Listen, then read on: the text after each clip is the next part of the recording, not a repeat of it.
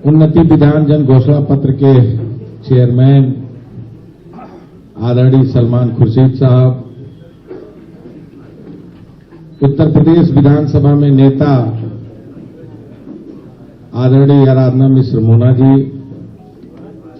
AICC के secretary Shri Jitendra Baghel ji, सम्मानित Akhil Bharatiya Congress committee की राष्ट्रीय प्रवक्ता सुप्रिया श्रीनेत जी, उपस्थित मीडिया के चेयरमैन आदरणीय श्री नसरुद्दीन सिद्दीकी साहब, सम्मानित व्यापार मंडल के नेता श्री पवन गुप्ता जी, सम्मानित पूर्व सांसद आदरणीय पीएल पुनिया साहब,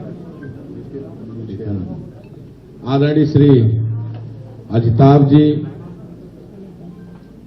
जी और उपस्थित सभी सम्मानित कांग्रेस पार्टी के नेतागण, सम्मानित मीडिया के सभी पत्रकार, प्रिंट और इलेक्ट्रॉनिक मीडिया के सम्मानित मित्रों, साथियों, जैसा कि आप जानते हैं कि उत्तर प्रदेश चुनाव चल रहा है और जिस तरह का जोश, उत्साह, विश्वास और उम्मीद आज कांग्रेस के प्रति उत्तर प्रदेश की जनभावनाओं का मिल रहा है, हमें पूरा भरोसा है कि उत्तर प्रदेश में कांग्रेस पार्टी सरकार बनाने जा रही है। पिछले दिनों आदरणीय प्रियंका गांधी जी ने प्रतिज्ञा जो ली थी, उन प्रतिज्ञाओं को आपके समक्ष विस्तार से रखा था। सबसे पहले हम लोगों ने महिलाओं के लिए प्रतिज्ञा, उसके बाद युवाओं के लिए हम लोगों ने मैनिफेस्टो, और आज हम सब आपके बीच में आज जो प्रतिज्ञा लेके आए हैं, घोषणा पत्र लेके आए हैं, उसके बारे में विस्तार से हमारी नेता आदरणीय श्रीमती प्रियंका गांधी जी आपके बीच में रखेंगी। मैं पुनः आप सबका स्वागत करते हुए मैं चाहूंगा कि महासचिव दीदी प्रियंका गांधी जी अपने इस उन्नति विधान जन घोषणा पत्र को आपके बीच में रखें। आदरणीय श्रीमती प्रियंका गांधी।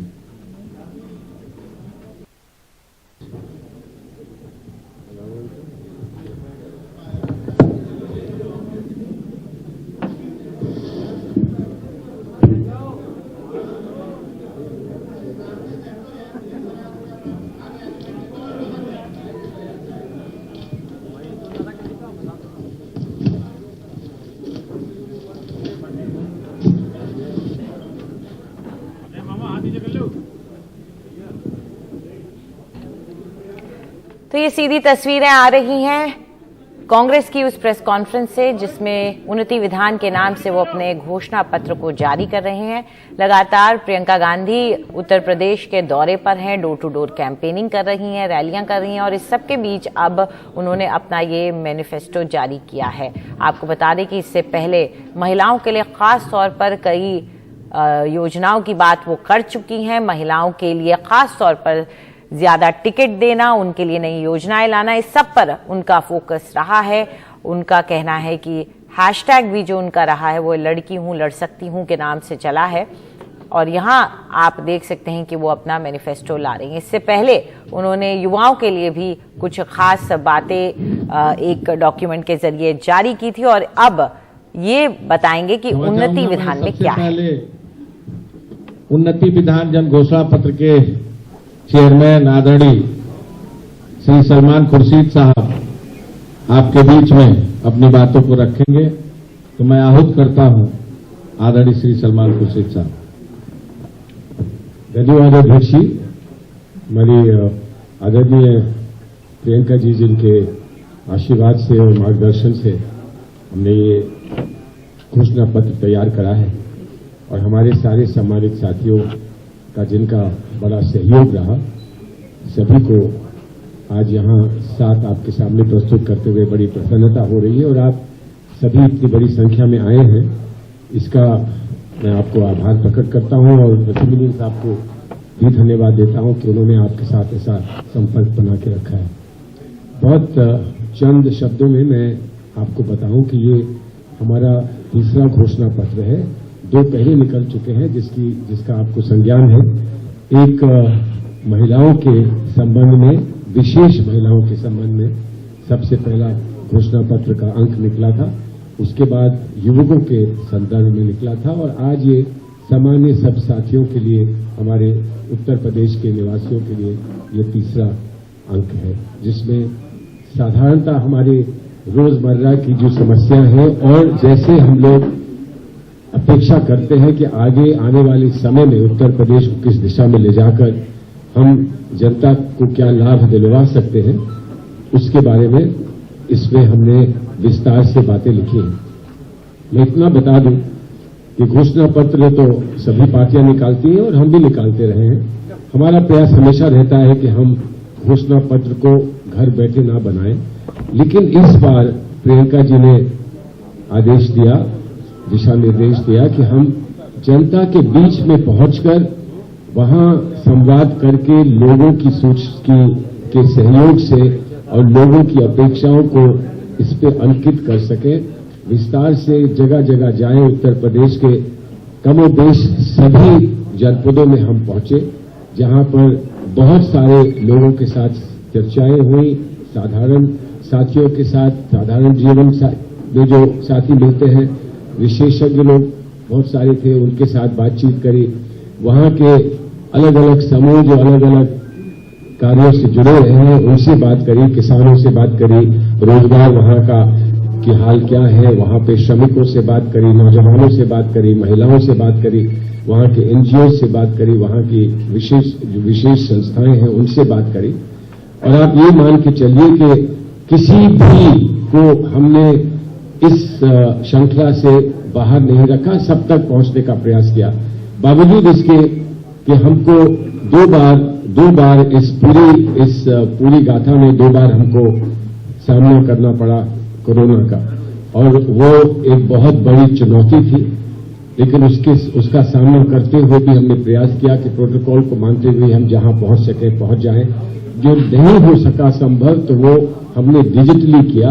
विशेषज्ञों से हमने बहुत दफा बात की, विशेषज्ञों से हर क्षेत्र के विशेषज्ञों से बात करी, स्वास्थ्य के विशेषज्ञ जो है, शिक्षा के विशेषज्ञ जो है, जो अनुभवी लोग समाज सेवा में हैं उनसे बात की। और अंततः हम ये मानते हैं कम और बेश हम 1 लाख से ज्यादा लोगों तक पहुंच सके। उनके माध्यम से और कितने लोगों तक हमारी बात पहुंची और उनकी बात हम तक पहुंची, इसका आप अनुमान लगा सकते हैं। तो इसीलिए ये सत्य में, सच्चाई में एक जन घोषणा पत्र है, जनता की अपेक्षाओं के बारे में, ये जनता की जो सुझाव है और जो उनके अपने सपने हैं उनको कैसे साकार किया जा सकता है, ये संवाद से हमने निकालने का प्रयास किया है।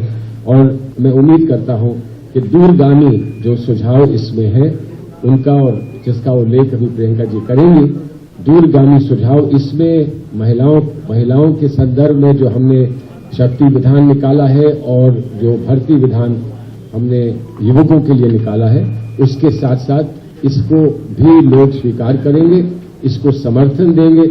और समर्थन सिर्फ इस तक नहीं सीमित रहेगा, बल्कि आगे जनता क्या कदम उठा सकती है और हमको कैसे सहयोग दे सकती है, इस पर भी स्पष्ट निर्णय वो इस चुनाव में लेंगे। मैं आपको धन्यवाद करता हूं।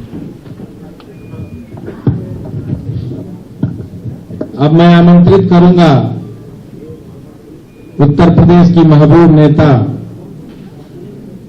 जिन्होंने लगातार सड़कों पर संघर्ष किया, किसान, नौजवान, गांव गरीब की आवाज उठाई, कभी डरे नहीं, दबे नहीं, जेल तक की यात्रा तय की और जनता के बुनियादी सवालों पर लाठी डंडे भी खाई, लेकिन इस सरकार के दमन का मुंहतोड़ मुकाबला किया, उत्तर प्रदेश की आवाज बनी। मैं चाहूंगा आदरणीय श्रीमती प्रियंका गांधी जी आए और अपने जन घोषणा पत्र को हम सबके बीच में रखें।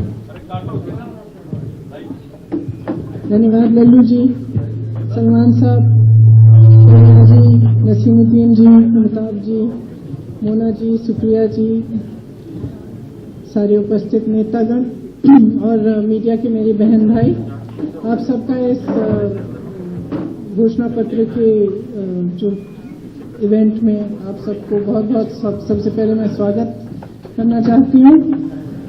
जैसे सलमान साहब ने आपको बताया कि जो ये उन्नति विधान है, जो हमारा शक्ति विधान है और जो भर्ती विधान है, ये जितने भी घोषणा पत्र हमने जारी किए हैं और इनमें जितने भी सुझाव हैं वो हमें यूपी की पब्लिक से मिले हैं। हमने पिछले मेरे ख्याल से 1.5 साल से ये कोशिश की कि हम उत्तर प्रदेश के कोने कोने में जाएं, हमारे नेता, हमारी मैनिफेस्टो कमेटी जाए और सबसे चर्चा करके जो उनके अहम मुद्दे हैं, जो उनकी समस्याएं हैं, उनको सुलझाने का काम कैसे किया जाए, इसके बारे में चर्चा करके तभी ये सारे सुझाव इस घोषणा पत्र में आए हैं। दूसरी पार्टियों की तरह हमने अन्य पार्टी के सुझाव लेकर अपने घोषणा पत्र में नहीं डाले। हमने जो भी इसमें डाला है वो पब्लिक की ही आवाज है। जैसे लल्लू जी ने कहा, हमने पिछले 2 सालों से बहुत संघर्ष किया, लेकिन हमारा संघर्ष पब्लिक के संघर्ष के मुकाबले में कुछ नहीं है। जो उत्तर प्रदेश की जनता आज संघर्ष कर रही है, जितनी परेशानियां को वो झेल रहे हैं, वे आप बहुत अच्छी तरह से जानते हैं। जो सबसे बड़ा मुद्दा है रोजगार का मुद्दा, उसके बाद महंगाई का मुद्दा, इन दोनों को निपटाने के लिए इनको कैसे हम इन समस्याओं को किस तरह से हम सुलझाएं, उसके लिए हमने बहुत चर्चा की और हमने काफी इस विधान में भी और जो भर्ती विधान है, शक्ति विधान है, उसमें भी हमने इसके बारे में अपनी घोषणाएं की हैं। तो मैं कुछ मुख्य बिंदु इस घोषणा पत्र के मैं आपको पढ़ के सुनाना चाहती हूँ। सबसे पहले तो जो हमारी प्रतिज्ञाएं थी, जिनके बारे में आपको पहले से जानकारी है, लेकिन एक बार दोहराना चाहती हूं मैं कि किसानों का पूरा कर्जा माफ किया जाएगा। हम ये कह रहे हैं कि हमारी सरकार जब बनेगी तो 10 दिन के अंदर अंदर किसानों का कर्ज माफ किया जाएगा। छत्तीसगढ़ में जब कांग्रेस की सरकार आई तो आप सबने देखा होगा कि शपथ लेते ही 3 घंटों के अंदर अंदर किसानों के कर्ज माफ किए गए। उसी तरह से हम यहां भी उत्तर प्रदेश में ये करना चाहते हैं। 2500 में गेहूं, धान और 400 में गन्ना खरीदा जाएगा। बिजली बिल सबका हाफ किया जाएगा। कोरोना काल में जिस का बकाया है वो साफ किया जाएगा, खत्म किया जाएगा। जिसको कोरोना से सबसे ज्यादा आर्थिक मार पड़ी, उन परिवारों को 25,000 रुपए दिए जाएंगे ताकि वो एक बार फिर अपने पैरों पे खड़े हो सके।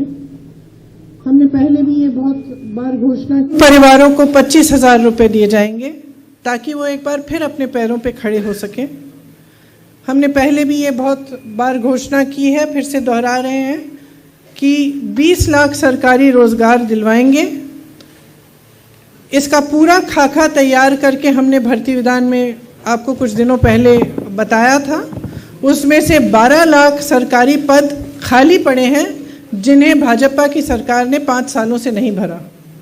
हम कह रहे हैं कि हम वो 12 लाख पद भी भरेंगे और उसके अतिरिक्त हम 8 लाख और पद भरेंगे, या और रोजगार हम माफ करिए, पद भरेंगे नहीं, 8 लाख हम रोजगार और पैदा करवाएंगे। इसके साथ साथ हमने पहले भी कहा है कि 40% रोजगार पहले के जो आरक्षण है उनके तहत महिलाओं को दिए जाएंगे।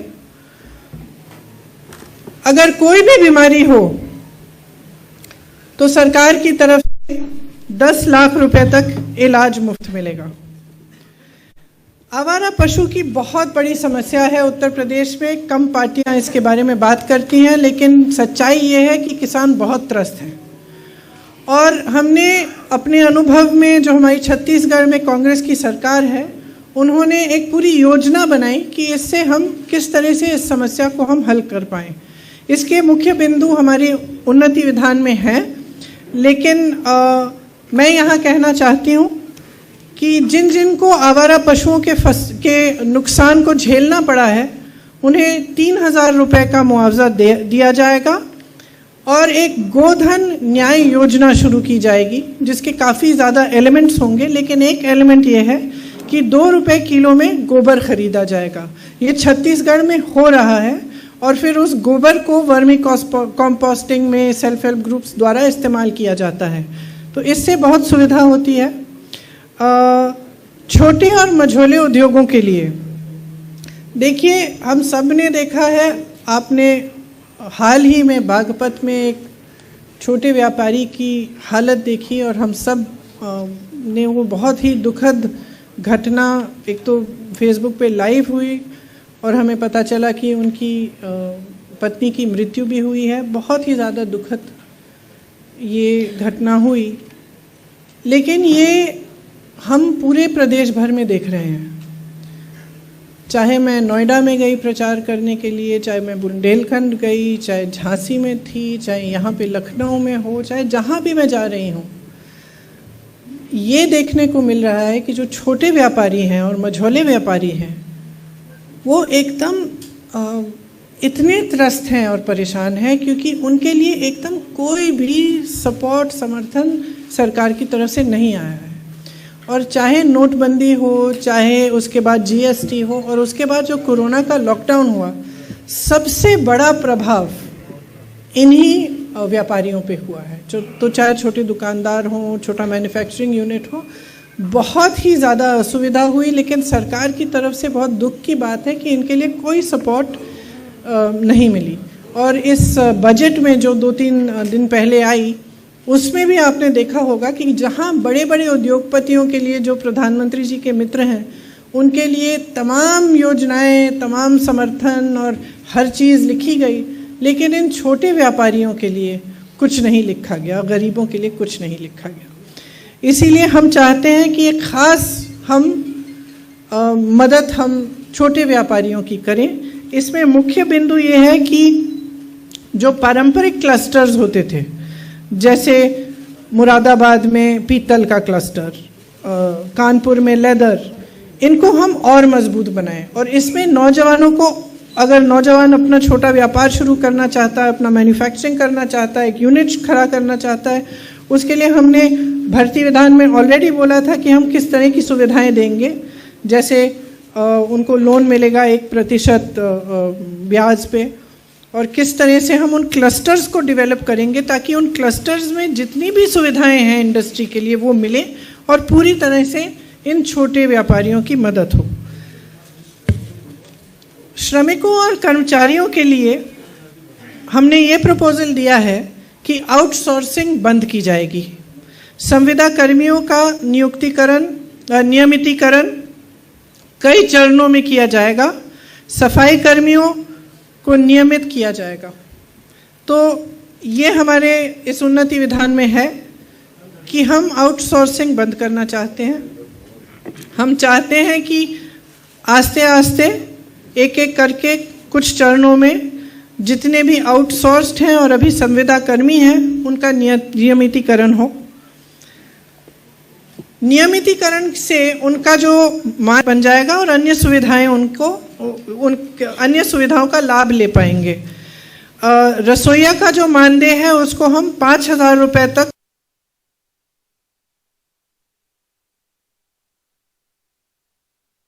मध्यम वर्ग को किफायती आवास प्रतिमाह बढ़ाना चाहते हैं। जहां तक शहरी विकास की बात है, भूमि अधिकार दिया जाएगा। झुग्गी वाली जमीन आपके नाम की जाएगी और मध्यम वर्ग को किफायती आवास के लिए भूमि को और आर्थिक प्रोत्साहन मिलेगा।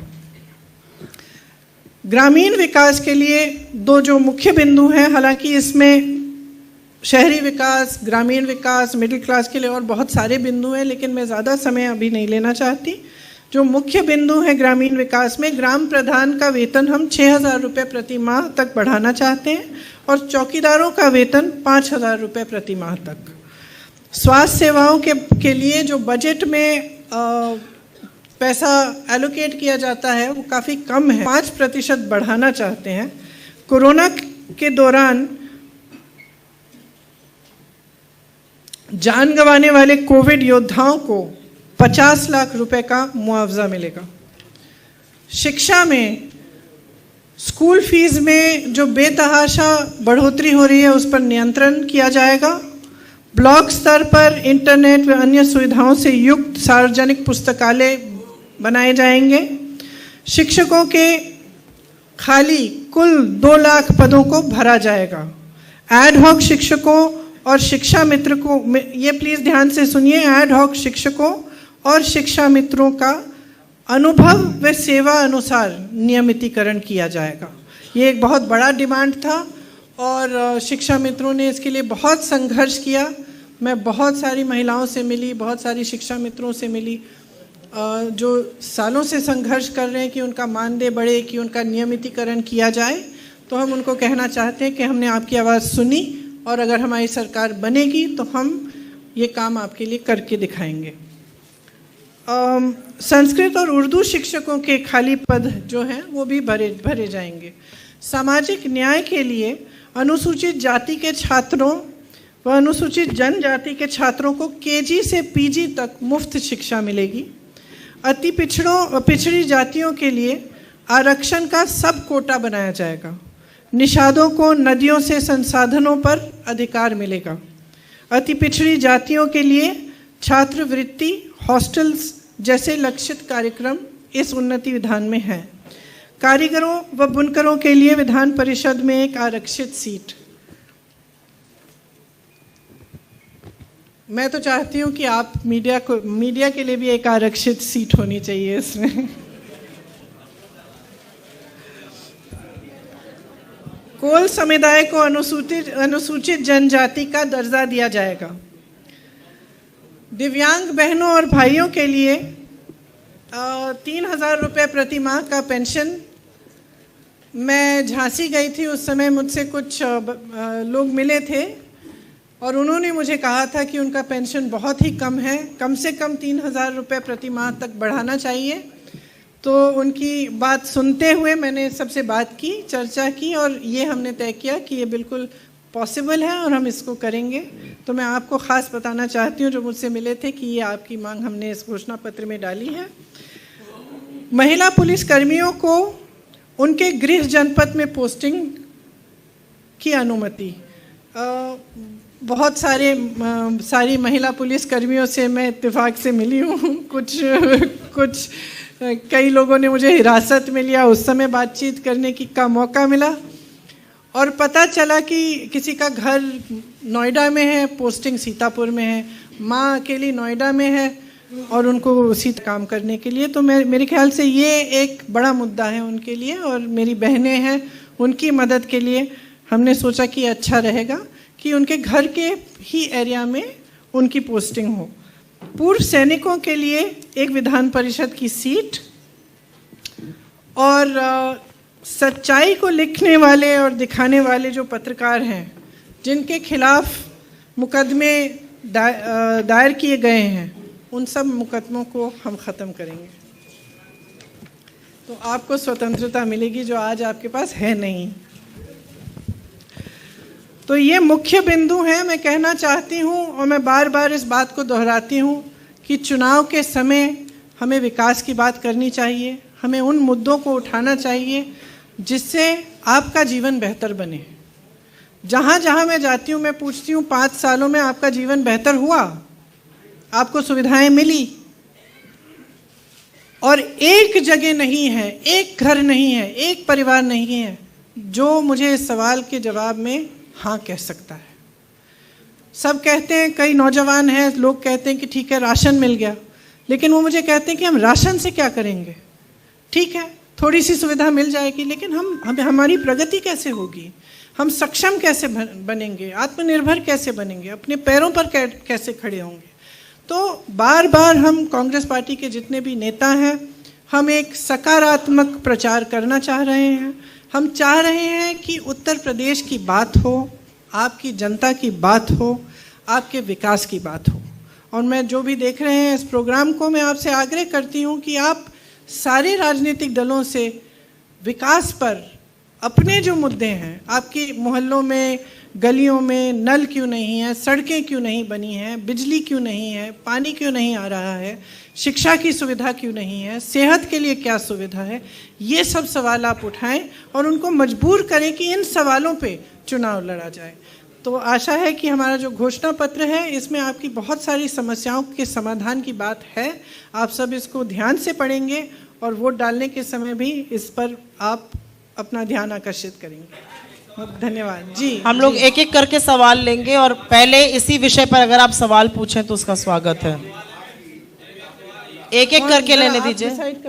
हाँ, एक एक करके लेंगे। 1 मिनट रुक जाइए, पहले इधर से।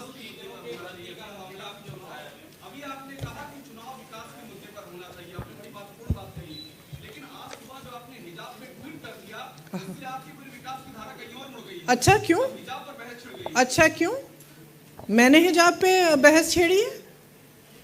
देखिए, एक महिला का अधिकार है, वो बिकिनी पहनना चाहे, वो हिजाब पहनना चाहे, वो घूंघट लगाना चाहे, वह साड़ी पहनना चाहे, वह जीन्स पहनना चाहे। इसमें कोई राजनीति की बात नहीं है और ना होनी चाहिए। हाँ, आप देखिए, आप गोलमोल करके कुछ भी कह सकते हैं। किसी का अधिकार नहीं है कि वो एक महिला को कहें कि तुम ये पहनो। आपको मैं कह रही हूँ वो स्कार्फ उतारो अपना। आप कहाँ भी, जहां भी हो, मुझे क्या अधिकार है आपको ये कहने का? नहीं है, सिंपल। आप पूछिए सवाल, विषय पे सवाल पूछिए तो अच्छा रहेगा।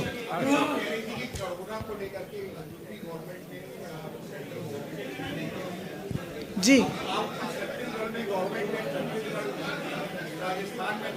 देखिए यहाँ उत्तर प्रदेश में जब ऑक्सीजन नहीं मिल रहा था तो छत्तीसगढ़ की सरकार ने छत्तीसगढ़ से यहाँ टैंकर भेजे हैं।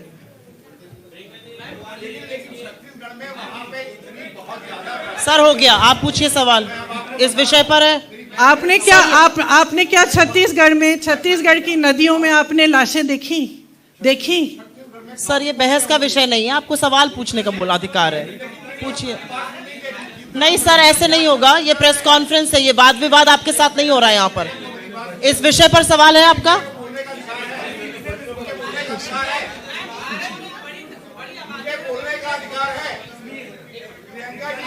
सर ये गलत बात है, आप गलत कर रहे हैं, ये प्रेस कॉन्फ्रेंस है, थोड़ा सा अनुशासन रखिए। आपसे हाथ जोड़ के निवेदन है मेरा। पूछिए आपका सवाल क्या है। रुक जाइए 1 मिनट।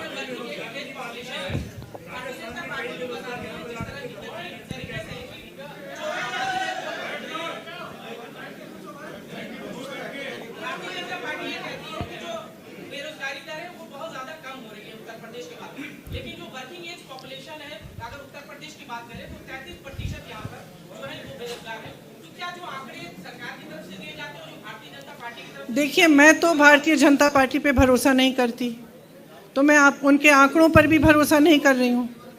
हम जो आंकड़े हमारे उन्नति विधान में हैं, वो जो एक्चुअल आंकड़े हैं वही हैं, उन्हीं पर हमने सब बातें की हैं। तो मैं उनकी बात नहीं कर सकती। वो कौन से आंकड़े देते हैं? वो तो कहते हैं कि सब खुशहाल है, वो तो कहते हैं कि बहुत प्रगति हो रही है। मैं घर घर में जाती हूँ और कुछ नहीं है, महंगाई से लोग अपनी रोजी रोटी नहीं कमा पा रहे हैं। पूछिए आपका सवाल पीछे। अभी रुक जाइए आप, प्लीज शांत रहिए। पूछिए सवाल। साथ में बोलेंगे तो सुनाई नहीं देगा, एक सुन करके। जी, आपका सवाल छत्तीसगढ़ के बारे में, आप छत्तीसगढ़ जाके पूछ लीजिए। सर ये गलत बात है जो आप कर रहे हैं, इस तरह से पत्रकार वार्ता नहीं होती है। आप अपने साथियों के साथ गलत कर रहे हैं। पूछिए आप अपना सवाल। बताइए जी।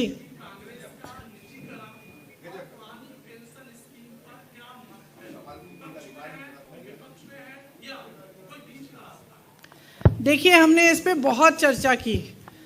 क्योंकि इतनी डिमांड आ रही थी कि पुरानी पेंशन पे हमें वापस जाना चाहिए, जो पुरानी स्कीम है। हमने बहुत चर्चा की। हम सोचते हैं कि इसमें एक मध्य का रास्ता निकाला जा सकता है, जिस तरह से जितना सरकार का कंट्रीब्यूशन है वो बढ़ाया जा सकता है। तो इसका मेरे ख्याल से आपके सवाल के जवाब में एक मध्य का रास्ता ही ढूंढना पड़ेगा।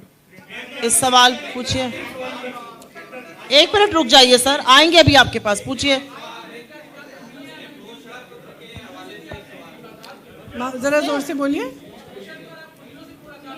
कुलियों से। जी, हमने सबके लिए इसमें लिखा है, आप देख लीजिएगा। हम एक अंतिम सवाल लेंगे, आप पूछिए। पूछिए, आप पूछिए। ये इस तरह से नहीं हो सकती प्रेस का वार्ता। आप उधर आते ना, आप यहाँ पे क्यों? उनको पूछिए सवाल। हाँ पूछिए, महिला सवाल पूछना चाह रही है यहाँ पे। नहीं, वो पहले खड़े हुए हाँ, थे, पूछिए। उनके बाद आप पूछिए। आप पूछेंगे।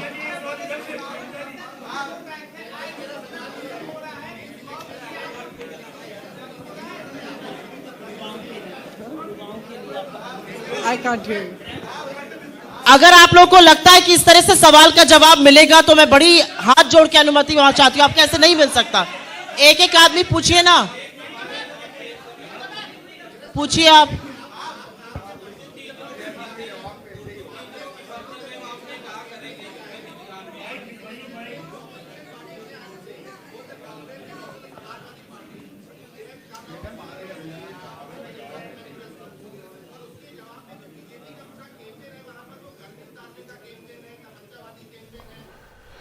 तो यहाँ भी आप प्रियंका गांधी को सुन रहे थे। उन्होंने कई सारी बातें कही। उन्होंने कहा कि झुग्गी की जमीन अब उनके नाम की जाएगी, ग्राम प्रधान का वेतन 6,000 किया जाएगा, चौकीदार का वेतन 5,000 कर दिया जाएगा, कोरोना वॉरियर्स जिनकी मौत हुई उन्हें 50 लाख रुपए दिए जाएंगे, सभी शिक्षा मित्रों को नियमित किया जाएगा। बहुत सारी बातें कही हैं अपने इस घोषणा पत्र में।